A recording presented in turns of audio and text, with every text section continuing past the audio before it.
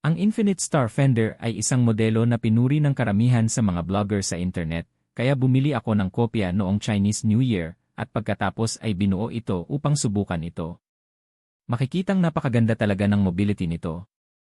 Hindi lamang ito nakakagawa ng mga matinding paggalaw, ngunit ang nakaluhod na postura ay maaari din gawin ng napakaganda. Salamat sa mga kasukasuan nito, ang lakas ng magkasanib na bahagi nito, at ang kahabaan ng magkasanib na bahagi nito ay iba sa ibang tao.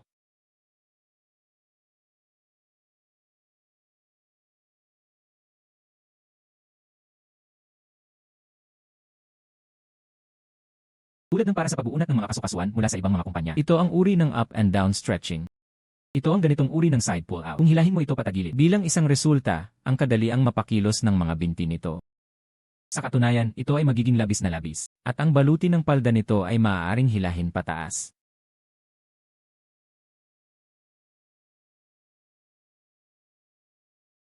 Napakalaki ng pull-up range ng skirt armor nito. Kung gusto mo, sa katunayan, madali kang makakalikha ng isa. Grounded pose. Ang kilos na ito ay maaaring ganap na hawakan ang lupa.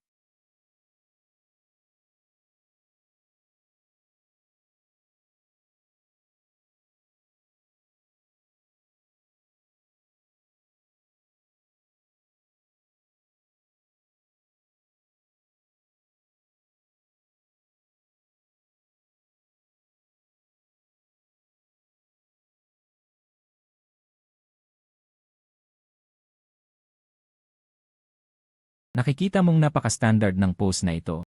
Napaka-standard. Hindi ito tulad ng down-to-earth na pose ng maraming side screen na vlogger. Kapansin-pansing pose ng maraming side screen na vlogger. Sa katunayan, ang mecha na ito ay ganito ang hitsura bago ito squats down. Siyempre, karamihan sa mga mecha ay hindi talaga kayang gawin ito, sa totoo lang. Karamihan sa mga down-to-earth na pose ay ganoon sa mga pelikula at palabas sa Yi tulad ng Iseman, kasama ang Ise. Lahat sila ay natigilan ng ganito. Lahat sila ay nakastock sa lupa ng ganito. Ang buong katawan ay ganap na nakasandal. Ngunit sa tingin ko ang ganitong uri ng saligan ay malinaw na hindi naaayon sa komportableng maagang panahon. If it is grounded like this, it will have greater demand for mobility. Ang pangunahing bagay ay mayroon pa ring maraming espasyo sa punja para sa iyo upang gawin ang pagkilos na ito. Pagkatapos ay mga salita. Kung tutuusin, napakagulong pose. Anyway, nasa model na pinaglalaruan ko. Sa aking impresyon, ito ay dapat na Hayangdo. Si Kai Kaido ang nakakagawa ng pose na ito ng medyo madali. Ang kulog at kidlat ni Kaido noong panahong iyon. Madaling gawin ang pose na ito. Pagkatapos ay pag-usapan natin ang mga problema sa modelong ito. Unang salita, kung ang modelong ito, magkakaroon ito ng mga problema sa hanger. Saan ang mga problema sa hanger pangunahing puro? Ang isa ay ito. Ito ang takip sa itaas ng footplate. Madaling sigawan at malaglag. Ang talampakan mo lang nang lumiko ang bilog. Baka tamaan ito. Ganito lang, maaaring magkapantay ito. Madali itong iuna. Madaling mag-stretch out. Pagkatapos ang piraso ay ang piraso na ito. Ang pirasong ito, ang ulat na ito ay, kung ito ang kaso, mas mahigpit ito. Mas mahigpit ito. Kailangan mong hukayin ito ng ganito. Kailangan mong hukayin ito ng ganito. Siyempre hindi ko na ito patagalin dahil may nasugatan akong pandikit. Mayroon itong direktang pag-install sa loob. Ito ay isang napakaikli lamang na maaaring direktang magsuot. Nasa loob ito. Napakaikli, isang direktang akma. Dalawang bahagi ang kasama sa loob. Wala itong mga snaps, kaya madali itong natanggal. At pagkatapos ay mayroong ganito. Ulat ng lugar na ito. Ito ay isang direktang mount na nakasaksak mismo. Direkta itong nakasaksak. Magdudulot ng malubhang problema. Madaling i-drag palabas.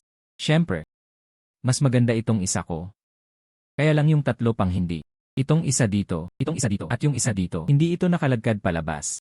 Ngunit ang piraso na ito, madaling i-drag palabas. Hilahin mo lang at lalabas na. Kaya nilagyan ko din ng pandikit. Idikit ang mga salita. Kakabili ko lang ng bias glue na yan. Ang ganitong uri ng malambot na pandikit. Pagkatapos ay gumamit ng toothpick. Ito ay isang malambot na pandikit. Nag-order ako ng ilan sa ibabaw nito. Pagkatapos ay idikit ang hugis ng labi. At pagkatapos ay mayroong ganito. Ang posisyon na ito ng side mirror armor. Kung dito, may labasan ng tubig dito. Ito ay nasa isang plato na may spout. Kung hindi maputol ang spout na ito, maaaring madali mong matanggal ang kuko na ito. Kaya kailangan mong magbayad ng kaunting pansin dito. Pagkatapos ay may isa pang lugar kung saan mas madaling mawala ang mga bahagi. Ito ang lokasyon. Itong palda, ganito ang posisyon. Itong skirt armor ay ang baluti ng palda na ito ay pinipindot ang layer na ito ng mga bahagi at ang layer na ito ng mga bahagi at ang piraso ng metal na ito sa ilalim. Ang piraso ng metal na ito ay pininturahan. Ang isang armor sa balikat ay may hawak na 3 piraso. Nagdudulot ito kung igalaw mo ang iyong mga balikat, hindi tamang palda. Bilang resulta, kung ililipat mo ang iyong palda at baluti, ang itim na piraso nito ay madaling nahuhulog. Direktang na-install ang susi at direktang nilagyan ko ito ng pandikit. Kung gayon hindi ko ito ipagpaliban ngayon. Lahat ay A. Pagkatapos ay walang maraming problema sa ibang modelo. Nagsasabi ako ng totoo. Ang modelong ito ay maaaring ituring na nagre-refresh ng aking impluensya sa pambansang demonyo.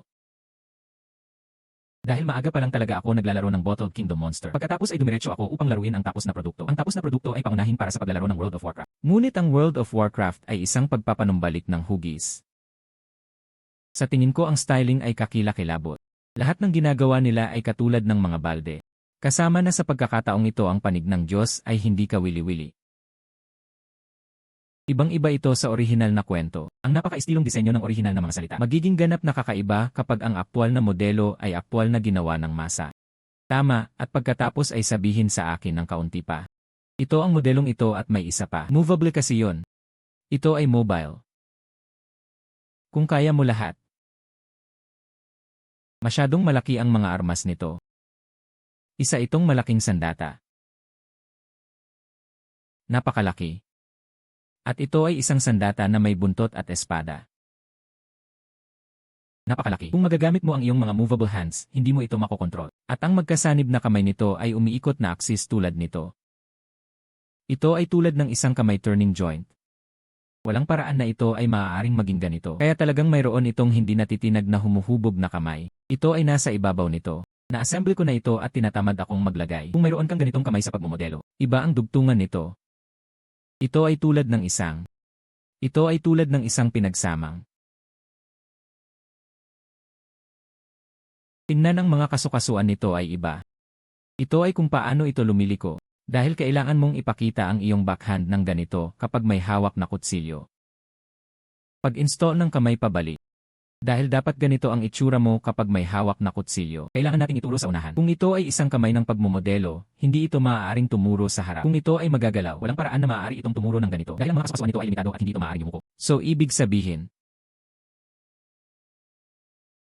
mga stylist, mangyaring huwag itong itapon sa katangahang ginawa ko. Bumili talaga ako ng 2 kahon ng modelong ito. Pagkatapos ang pangalawang kahon ay naglalaman ng maraming piraso. Sa oras na yon, ang mga bahagi ng binti ay ganap na nababago ng temperatura sa bibig. Kaya nakalimutan ko ang tungkol dito at binili ang buong bagay at bumili ng bagong kahon. Anyway, ang pangkalahatang kalidad ng modelong ito ay ito. Sa tingin ko ito ay maaaring ituring na kapansin-pansin. Pagkatapos ang likod ng ulang ay medyo madilim. Ang kanyang likod ng ulang ay maaaring beef ng ilang beses. Ito ay magiging mas madilim, at hindi naman ganoon kalaki ang hanay ng likod ng ulang nito. Kaunti lang ito. Ang lobster back na ito ay kailangan. Ilan lang sa kanila ang interesado dito. At paano ang maliit na eroplanong ito? Sa katunayan, ang koneksyon ay napaka-stable. Hindi mo sasabihin na may nahulog pagkatapos lamang ng isang dako. Kung gayon ang one-piece standability nito ay napakahusay. Hayaan mong ipakita ko sa iyo. Nakatayo ito ng maayos. Siyempre, ang saligan ay hindi mo maaaring dalhin ang malaking espada sa likod mo. Kung ilalagay mo ang espada sa likod mo, tapos walang makakapigil. Hindi lang ako makatayo ng masyadong matatag. Ngunit sa aking palagay, kung ito ay nasa isang normal na estado ng kagamitan tulad nito, ang pag-andar nito ay napaka-stable. Ang buntot ay talagang walang pagkakaiba kapag ang buntot ay naka-install. Ito ang buong joint. Halimbawa, palawakin natin ito. Halimbawa, gamitin natin ang ating mga daliri sa paa.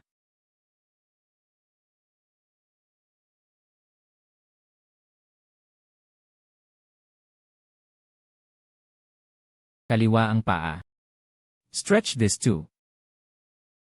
Dagdagan ang saklaw ng paggalaw. Halimbawa, kung ang iyong mga daliri sa paa ay nakaturo sa kaliwa, nakita mo na ba?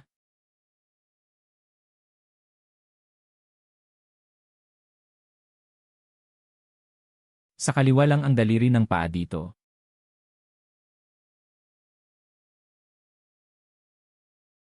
Pagkatapos ang lugar na ito ay nasa kaliwa. Isang fulcrum lang, isang punto lang, pero nakakatayo pa rin. Kita mo, bagaman ito ay nanginginig ng kaunti, kung hindi ka masyadong manginig. Hindi ito babagsak, hindi ito babagsak. Napakahusay ng artikulasyon nito. Pagkatapos ay isama ang mga bagay na maaari kong gawin paminsan-minsan, tulad ng pagkilos na tulad nito, bagamat medyo nanginginig.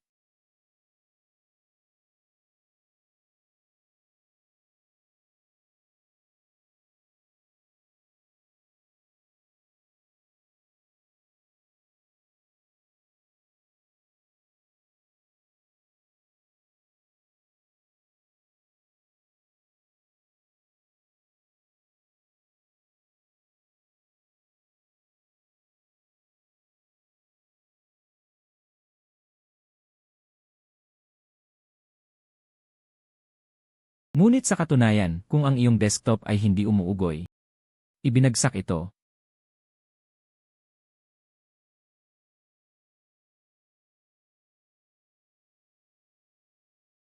Napakahusay, ngunit napakahusay. Kaya kong tumayo sa isang paa ng ganito. Hindi masyadong exciting. Pagkatapos, sa pangkalahatan, sa tingin ko ang modelong ito ay mabuti.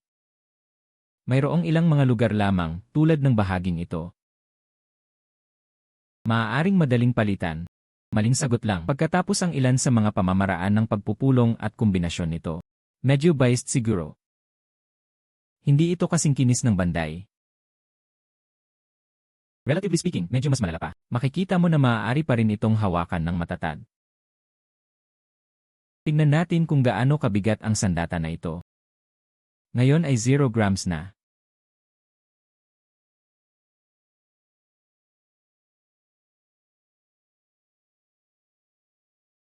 Ilagay ito sa. Mayroong halos 6 na gramo, ang buong paksa. Sa wakas ay umabot na ito sa 313 gramo. Ang katotohanan tungkol sa proseso. Sa pangkalahatan, medyo nasiyahan ako dito. Inaasahan ang kanilang susunod na gawain.